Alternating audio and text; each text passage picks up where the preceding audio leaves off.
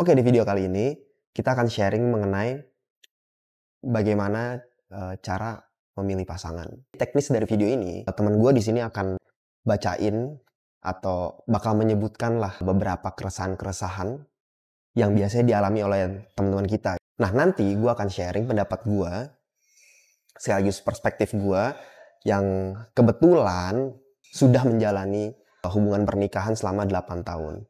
Disclaimer ya, bukan berarti gue di sini lebih jago dari kalian semua, nggak sama sekali. Pelajaran hidup itu nggak ada benar, nggak ada salah. Jadi kita cuma sharing dengan harapan yang nonton bisa mendapatkan ilmu atau mendapatkan insight baru yang bisa improve ke kehidupan mereka. Gas bro. Tergantung kemampuan dari si laki-lakinya ya. Kalau misal memang laki-lakinya belum mampu ya menurut gua sih split bill oke-oke aja ya. Maksudnya memang tidak ada keharusan untuk bayarin kalau menurut gua ya. Kewajiban itu tuh nggak ada secara apa ya. Mungkin ada secara tidak tertulis ya, maksudnya mungkin dari kebiasaan masyarakat kita gitu ya. Mungkin iya ada, tapi kalau menurut gua pribadi sih, lu mau split bill mau enggak sih bebas-bebas aja, tergantung laki-lakinya ini sudah mampu atau belum. Ya bagaimana kesepakatan lu berdua aja, biar sama-sama enak lu maunya gimana gitu kan. Ya kalau misalnya ternyata perempuannya pengennya dibayarin lakinya nggak sanggup, ya udah berarti nggak cocok kan begitu aja. Menurut gue sih nggak ada masalah split bill. Gak ada masalah menurut lo? Nggak ada masalah. Tapi kan ada juga pendapat yang ngomong, ya kalau lo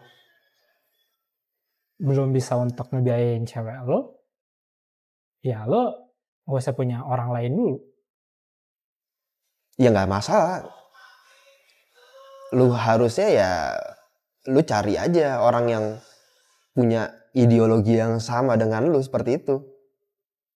Berarti laki-laki itu ya nggak cocok aja. Tapi kan nggak bisa dipukul rata. Semua laki-laki harus ngikutin ideologi atau kepercayaannya si perempuan ini. Ya Jadi kan? lo tidak mempermasalahkan sebenarnya split bill. Orang yang mau Dia mau split bill boleh, nggak split bill juga nggak masalah. Ya kalau nggak cocok, ya berarti emang kalau nggak cocok ya si perempuannya maunya dibayarin yang ini nggak cocok. Ya emang berarti lu nggak cocok berdua, udah itu aja karena beda ideologi, beda life lessonnya beda, dari orang tuanya juga beda mungkin. Tapi lo pernah ngalamin hal yang kayak gitu? Yang Pernah, pasangan lo menuntut? pernah menuntut terus gue dipaksa bayar lah ya, pernah gue. Pernah gue. Dan gue nggak pernah kayak gitu karena mindset gue split bill. Oke. Jadi mindset gue split bill dari dulu gue nggak pernah bayarin perempuan karena ya gue diajarin ini kayak gitu ya. Jadinya gue emang selalu mindsetnya split bill. Terus udah gitu gue ketemu satu perempuan ini dulu. Terus dia pas kita mau bayar dia sama sekali nggak buka dompet tuh. Diem aja udah. Dan itu gue pertama kali ngalamin kayak gitu karena yang lain nggak pernah. Jadi itu pertama kalinya. Ya akhirnya gue bayar. Abis itu udah gue nggak jadi. Gue tinggal. Ya karena gue bilang tadi kan, ya nggak masalah kalau lu punya ideologi kayak gitu. Ya berarti kan nggak cocok sama gue. Ya udah berarti kita nggak sejalan gitu aja. Nggak masalah. Dia nggak salah juga. Ya nggak masalah juga. Berarti iya. Mau pasangan mau split bill atau enggak ya dikomunikasiin aja. Betul. Jadi tergantung kondisi sama. Betul.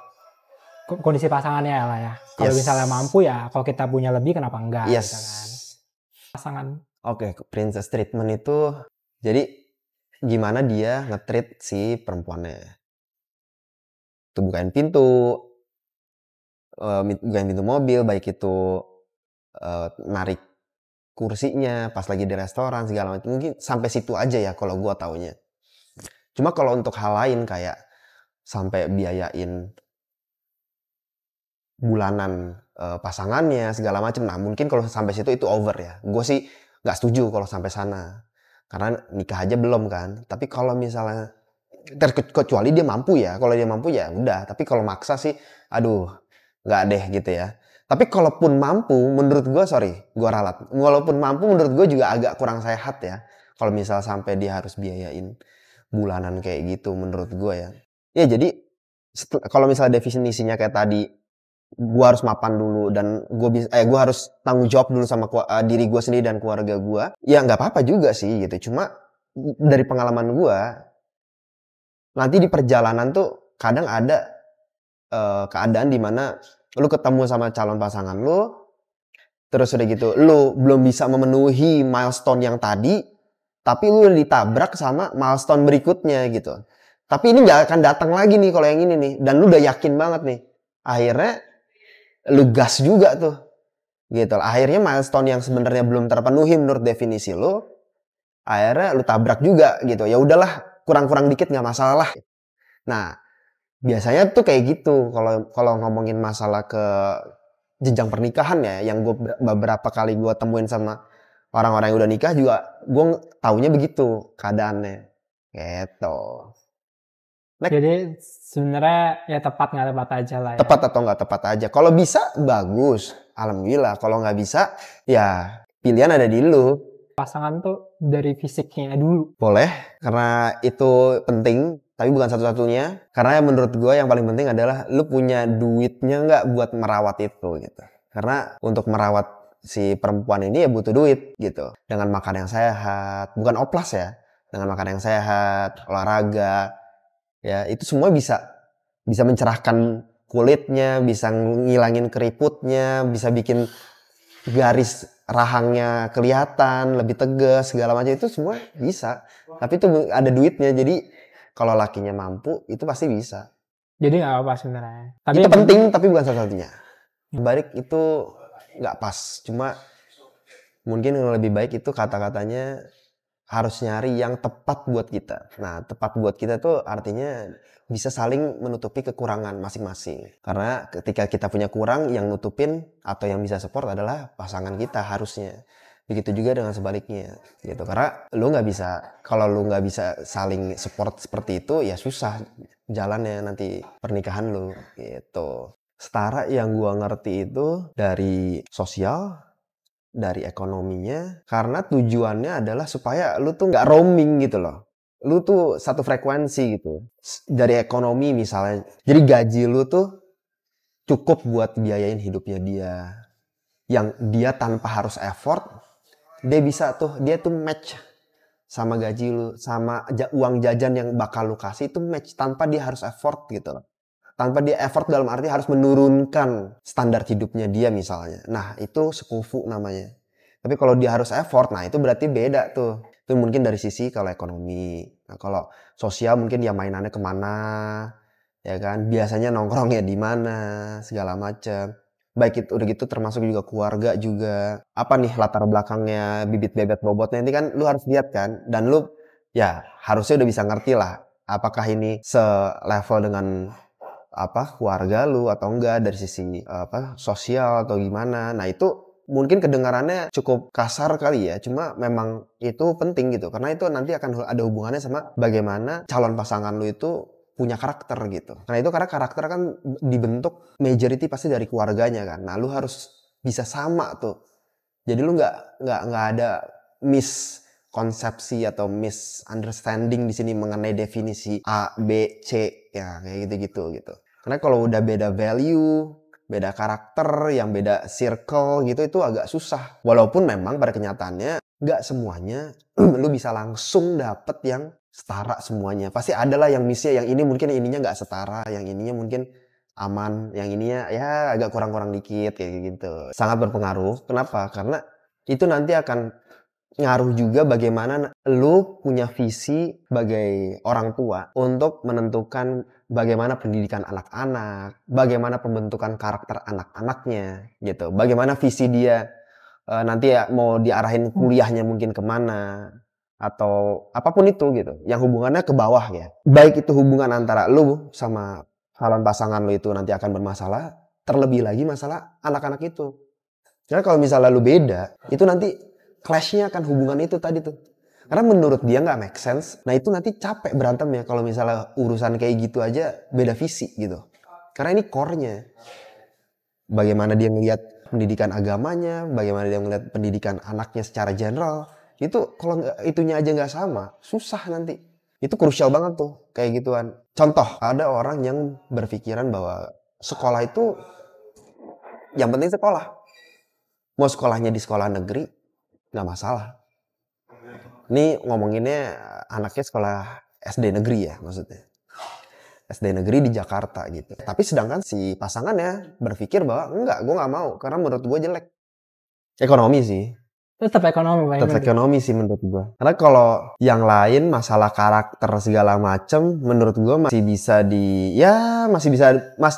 batas toleransinya masih bisa lah dilebarin gitu ya. Cuma kalau misalnya udah masalah ekonominya nggak nyambung, nah itu susah, itu paling susah menurut gue. Yang satu nggak mau nurunin gaya hidup segala macem, ya susah.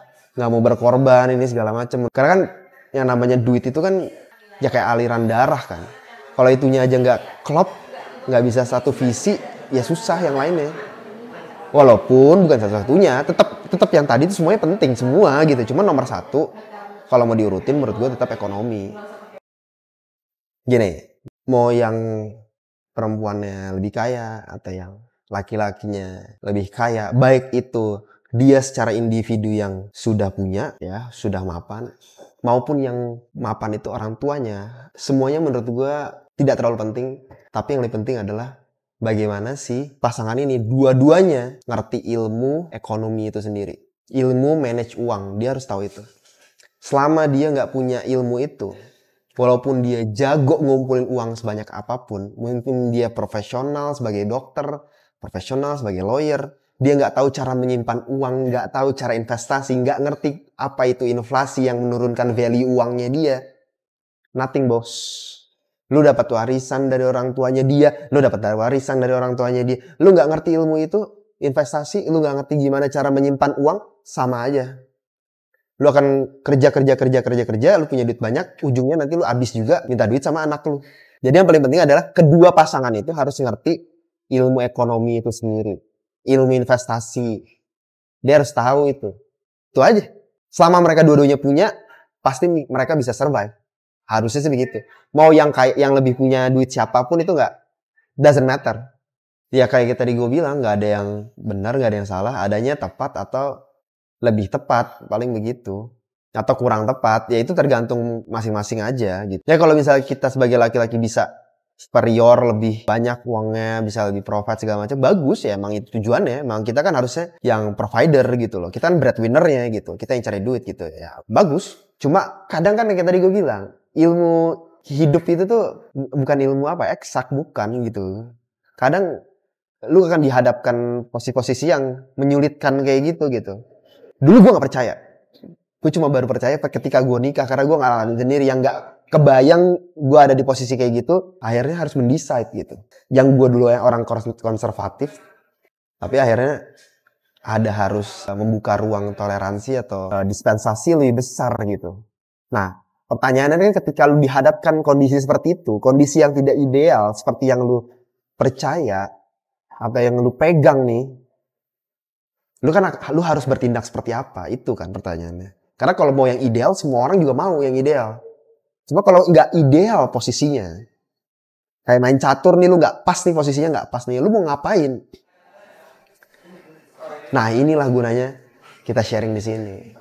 Jadi kesimpulannya, sebenarnya namanya kriteria memilih pasangan itu bebas-bebas aja setiap orang. Definisinya bisa macem-macem. Gak ada ilmu pastinya. Cuma yang penting adalah bagaimana lu bisa menemukan ideologi yang sama atau prinsip yang sama antara lu sama calon pasangan lu. Itu aja sih sebenarnya gitu. Mengenai kesetaraan pasangan itu, semuanya penting. Tapi yang paling penting buat gua adalah tetap dari sisi ekonomi. Tapi dari sisi ekonomi juga yang lebih penting lagi bagaimana masing-masing pasangan itu bisa ngerti mengenai ilmu ekonomi atau ilmu investasi ya, ilmu menyimpan uang ini, menyimpan dan memanage keuangan lo, itu yang lebih penting. Ketika lo punya itu, insya Allah lo aman lah. Yang kita sharing di sini semoga aja bisa bermanfaat buat lo pada, memberikan insight buat lo untuk bisa membuat decision yang lebih wise lagi, lebih baik lagi ke depannya. Kalau lo ada pendapat lain, silakan komen ya. Oke.